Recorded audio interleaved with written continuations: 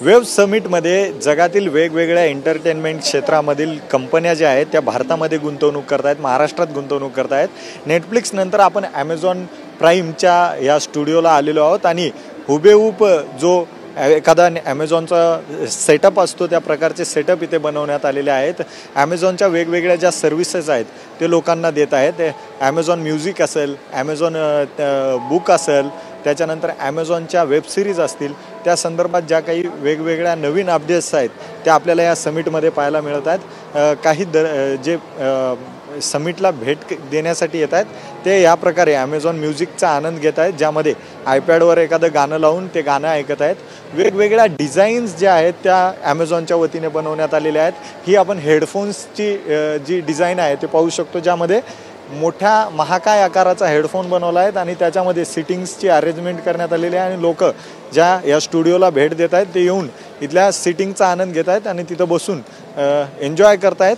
खरं तर देशामध्ये पहिल्यांदाच हा वेव्हचा वर्ष आहे आणि ज्यामध्ये मोठ्या प्रमाणात आंतरराष्ट्रीय दर्जाचे जे स्टुडिओ आहेत त्याला पाहू शकतो. AI पॉवर्ड ॲमेझॉनच्या या स्टुडिओ आहेत, LED स्क्रीन्स आहेत, कॅमेरा आहेत, डबिंगसाठी, रेडिओ पॉडकास्टसाठी हे स्टुडिओ इथं बनवण्यात आलेले आहेत.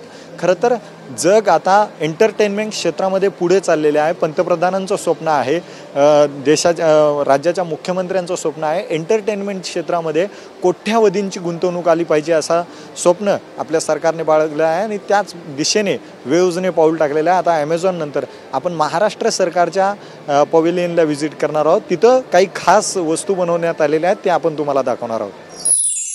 वेव्ह समिटचं यजमानपद यंदा महाराष्ट्राकडे आहे आणि मॅजिकल महाराष्ट्र या थीमवर हे संपूर्ण आयोजन करण्यात आलेलं आहे. महाराष्ट्र शासनाच्या वतीने इथं महाराष्ट्र शासनाची पवेलियन उभा करण्यात आलेली आहे, जी सर्वात जास्त इथं येणाऱ्या नागरिकांना अट्रॅक्ट करत आहे. सर्वात खासियत म्हणजे इथली असं सेटअप तयार करण्यात आलेलं आहे परदेशी गुंतवणूक एंटरटेनमेंट क्षेत्रामध्ये वाढवण्यासाठी, की जिथे तुम्ही आर्टिफिशियल स्टुडिओ बघू शकता.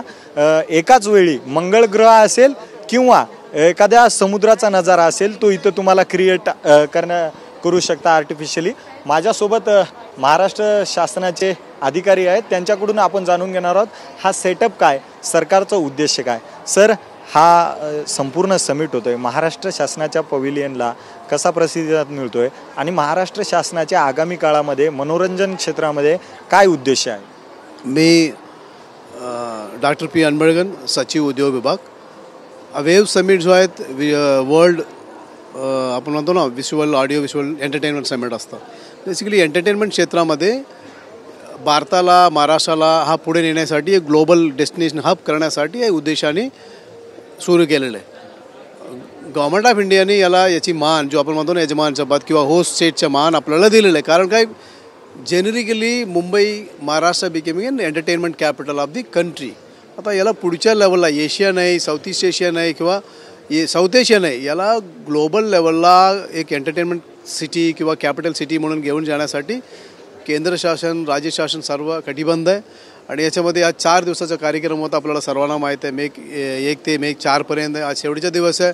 माननीय पंतप्रधान महोदयांच्या हस्ते उद्घाटन झालेलं आहे आणि बरेच कार्यक्रम स्टेक होल्डरमध्ये 100 देशातून अधिक लोक, म्हणजे ह्या फिल्म आणि मीडिया आणि एव्हिएशन, आपण ॲनिमेशन, कॉमिक्स, व्हिज्युअल इफेक्ट्स सर्वमधून आपल्याला आलेले आहे आणि इथे बरेच वर्कशॉप्स सर्व झालेले आहे. आता एकंदरीत महाराष्ट्र पवेलियन तरी पाहिलं तर टोटली टेक्नॉलॉजी आपण केलेलं आहे. म्हणजे वॉकिंग म्हणजे मूव्हिंग कायनेटिक LED वॉल आहे, त्याच्यामध्ये महाराष्ट्राचे एंटायर लँडस्केप आपण कॅप्चर केलं. मला ह्या स्टुडिओबद्दल सांगा. खूप क्युरिओसिटी आहे.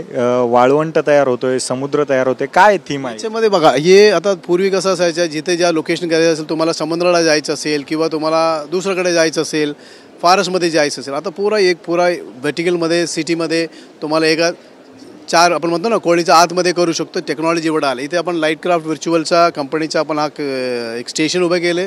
त्याच्यामध्ये 2 लोकेशन केले, एक मासचं मूव्हिंग होऊ शकतं आणि बीचला जो ऑब्जेक्ट्स असतात ते सुद्धा इमिडिएटली तुम्हाला नको, हा घर नको, तुम्हाला झाडं पाहिजे असेल तर आणू शकतात.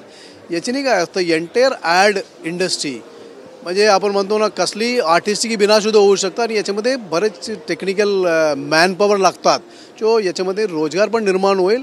आणि आतापर्यंत जो आपण म्हणतो ना बाहेर आहे, युरोपमध्ये, वेस्टर्नमध्ये प्रोसेसला जात असताना लोक आता इथे भारतामध्ये येणार आहे, भारतामध्ये शूटिंग करणार आहे, याच्यानी रोजगार वाढेल, इन्व्हेस्टमेंट वाढेल आणि वन स्टेटमध्ये एका स्टुडिओमध्ये तुम्ही सर्व शूटिंग करून बाहेर पडू शकता. धन्यवाद सर. आपण पाहू शकतो दृश्यांमध्ये मंगळ ग्रहाचा अनुभव ते घेत आहेत. बॅकग्राऊंडला मंगळ गृह केलेलं आहे आणि आर्टिफिशियल स्टुडिओ इथे बनवण्यात आलेला आहे महाराष्ट्र सरकारच्या वतीने वेव्सच्या समिटमध्ये. आणि खरं तर तुम्हाला एक मी मॅजिक दाखवणार आहे. मी सध्या आता ह्या स्टुडिओमध्ये आहे, मात्र पुढच्या साईडला तुम्ही जर पाहिलात तर तिथं एक कॅमेरा आहे आणि त्या कॅमेऱ्यातून तुम्हाला पूर्ण या स्टुडिओ जर बघितलं तर तुम्हाला वाटेल की तुम्ही एखाद्या मंगळ गृहावर आहे.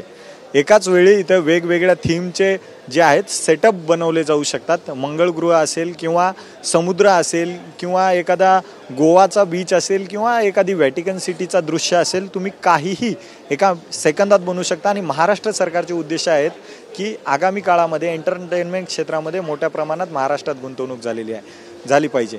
यानंतर आपण यूट्यूबच्या स्टुडिओला जाणार आहोत, तिथं काय खासियत आहे ते पाहणार आहोत.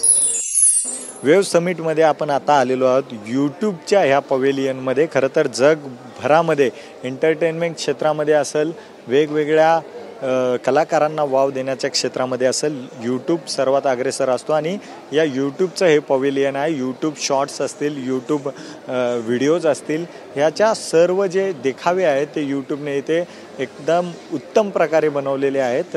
यूट्यूबचे मोठ्या प्रमाणात देशामध्ये पसंती आहे आणि एकदम इको फ्रेंडलीसुद्धा हे आपल्याला सेटअप पाहायला मिळत आहे, जिथं यूट्यूबच्या वेगवेगळ्या सर्व्हिसेस असतील, एंटरटेनमेंट असेल, त्याच्यानंतर त्या एंटरटेनमेंट क्षेत्रामध्येच वेगवेगळे शॉर्ट्स, रील अशा वेगवेगळ्या प्रकारच्या गोष्टी असतील ते यूट्यूबने या स्टुडिओच्या माध्यमातून दाखवण्याचा प्रयत्न केलेला आहे. आणि मोठ्या प्रमाणात जे भारतीय आहेत, खरं तर देशामध्ये पहिल्यांदाच अशा एक प्रकारचं जे आहे यूट्यूबचं सेटअप लावण्यात आलेलं आहे. समिटच्या माध्यमातून मोठ्या प्रमाणात व्हरायटी आपल्याला पाहायला मिळत आहे. पॉडकास्ट शूट होतं आहे, आपण तुम्हाला पॉडकास्ट शूट होताना दाखवू. ह्या प्रकारे इथं पॉडकास्ट शूटचं सेटअप यूट्यूबचं बनवण्यात आलेलं आहे, जिथं वेगवेगळे जे समिट पाहण्यासाठी आलेले नागरिक आहेत ते इथं पॉडकास्ट शूट करत आहेत. यूट्यूबचे पॉडकास्ट आपण देशभरामध्ये पाहतो, खूप प्रसिद्ध असतात. त्याचं सेटअपसुद्धा बनवण्यात आलेलं आहे. खरं तर एंटरटेनमेंट क्षेत्रामध्ये मोठ्या प्रमाणात गुंतवणूक आणून भारताला एंटरटेनमेंट क्षेत्रामध्ये हब बनवण्याचा उद्देश सरकारनं ठेवलेला आहे आणि त्या दिशेने हे मोठं पाऊल पाहायला मिळत आहे. कॅमेरा पर्सन प्रेमसोबत मी अजय, TV9 मराठी, मुंबई.